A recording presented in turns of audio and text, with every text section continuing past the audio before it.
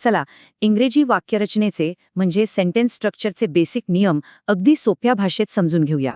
पण विचार करा, नुसत्या शब्दांच्या गर्दीला एका अर्थपूर्ण संदेशात नेमकं बदलतं तरी कोण?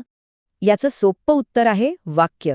शब्दांचा असा समूह ज्यातून पूर्ण आणि स्पष्ट अर्थ व्यक्त होतो.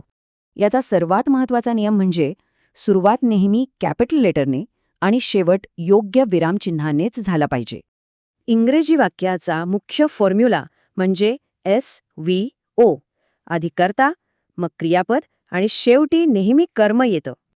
उदाहरणार्थ, राहुल प्लेज क्रिकेट. इथे कर्ता, क्रियापद आणि कर्म एकत्र येऊन वाक्याला पूर्ण अर्थ देतात. पण फक्त प्लेज क्रिकेट किंवा राहुल क्रिकेट म्हटलं तर अर्थ एकदम अपूर्ण आणि तुटलेला वाटतो ना? म्हणूनच she is writing a letter आणि the sun rises in the east ही परिपूर्ण वाक्यांची उत्तम उदाहरणे आहेत.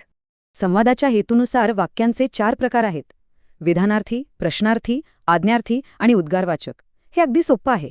तर अधिक सखोल माहितीसाठी यापैकी कोणत्या प्रकारच्या वाक्याचा अभ्यास करायला तुम्हाला सर्वात जास्त आवडेल?